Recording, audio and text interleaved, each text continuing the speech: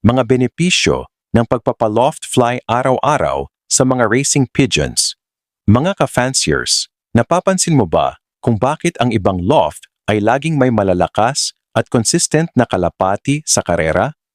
Isa sa kanilang sikreto ay ang regular na pagpapaloft fly araw-araw. Ang loft fly ay hindi lamang simpleng pagpapalipad ng mga kalapati sa paligid ng loft.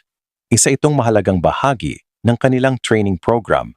Una, nakatutulong ito upang mapalakas ang kanilang mga pakpak, dibdib, puso, at baga.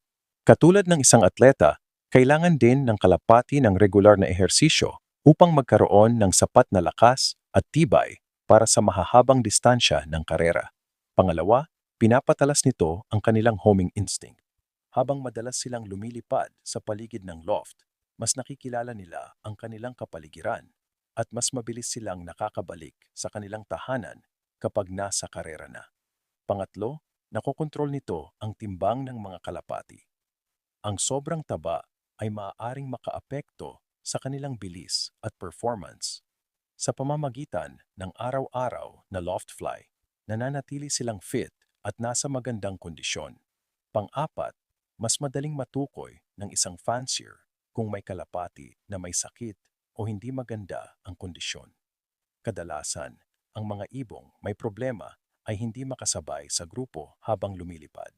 At panghuli, nakatutulong ang loft fly upang mapanatiling disiplinado, alerto, at kumpiyansa ang buong team ng mga racing pigeons.